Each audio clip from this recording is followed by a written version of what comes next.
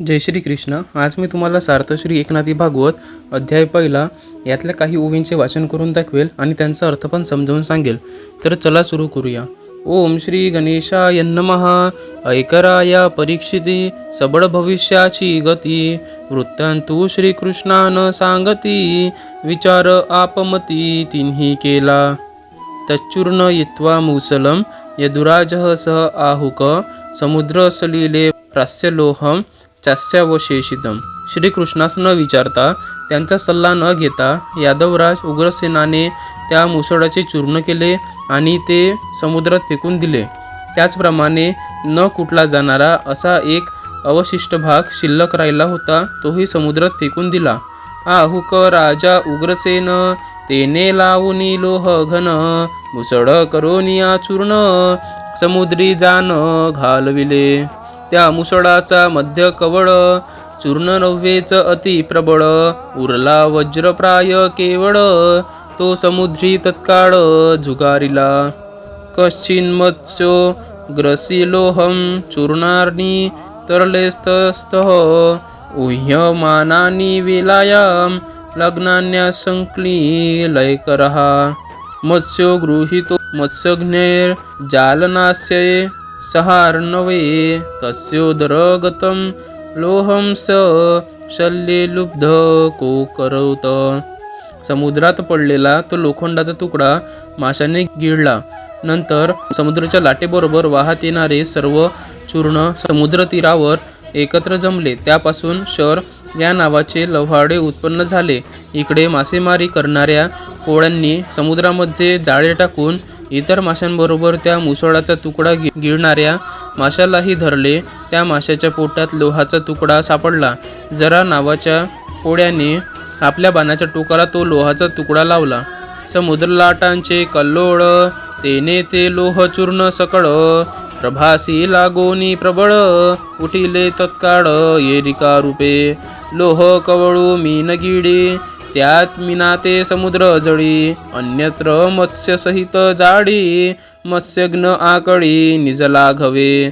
तो मत्स्यघ्न विदारी, तव लोह निघे त्याचे उदरी, देखोनी हरिखला तो भारी, हे आतुंडे करी तो सभाग्य. मत्स्योदरींचे लोह जान, त्याचे अचूक संघान, अगाध पारधी साधे पूर्ण, या लागी तो बाण लुब्धके केला. भगवान ज्ञात सर्वार्थ, ईश्वरोपी तद्ज्ञाथा, कर्तुम नैश्चरद्विप्रशापम कालरूपम्य मोदत. भगवान श्रीकृष्ण सर्व काही जाणत होते. हा शापही ते मिथ्या करू शकत होते, परंतु त्यांनी तसे केले नाही. उलट त्या ब्राह्मणाच्या शापाला अनुमोदनच दिले, कारण ते स्वतः कालरूपी संहारक होते. अशा वेळी यादवांचा संहार इष्टच होता. कोणी न सांगता हे पेखने, जाणितले सर्वज्ञे श्रीकृष्णे, परी द्विज शापू अन्यथा करणे, हे निजमने स्पर्शेना, मनाल हे नव्हेल त्यासी, पलटवेना द्विज शापासी, जो निमाल्या आणि गुरुपुत्रासी, कृष्ण कळी काळासी नियंता. आता या ओवींचा अर्थ. हे परीक्षिती राजा, ऐक. त्या भविष्याची गती मोठी बलवत्तर आहे, ती अतिगहन आहे. या सर्व यादवांनी हा वृत्तांत श्रीकृष्णास न कळविण्याचा आपसात विचार केला.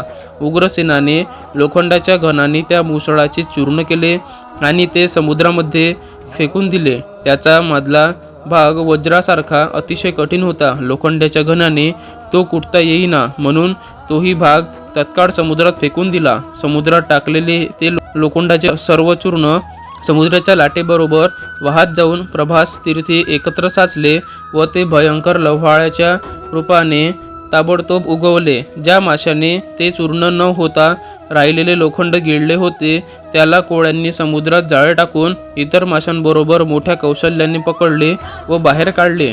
कोळ्याने त्या माशाला चिरले तेव्हा त्याच्या पोटातून लोखंड बाहेर पडले. ते पाहून कोळ्याला फार आनंद झाला व कोळी म्हणाला, ज्याला अशा प्रकारचे लोखंड सापडते तो मोठा भाग्यवान असतो. माशाच्या पोटातील लोखंडाचे निशाण बिनचूक लागते आणि त्या योगे पारध्याला असाध्य साक्षकही साध्य होते. म्हणून त्याने त्या लोखंडाचा बाण केला उग्रसेनाने ते लोखंडी मुसळ कुटून समुद्रात फेकून दिल्याचे वृत्त श्रीकृष्णास कुणी कळविले नव्हते, परंतु त्या सर्वज्ञ श्रीकृष्णाने ते वृत्त कधीच जाणले होते. ब्राह्मणांचे वचन मिथ्या करण्याचा विचार श्रीकृष्णाच्या मनातही आला नव्हता. कोणाच्या मनात अशी शंका येईल की ब्राह्मणाच्या शापात बदल करणे हे श्रीकृष्णाच्या सामर्थ्याच्या बाहेरचे होते, पण ते खोटे आहे. कारण ज्याने मृत गुरुपुत्रालाही परत आणले, त्या कडी काळाच्या नियंत्याला हा शाप खोटा करणे काही अशक्य नव्हते. धन्यवाद. माझ्या चॅनलला लाईक करा, सबस्क्राईब करा, शेअर करा आणि कमेंट करायला विसरू नका. धन्यवाद.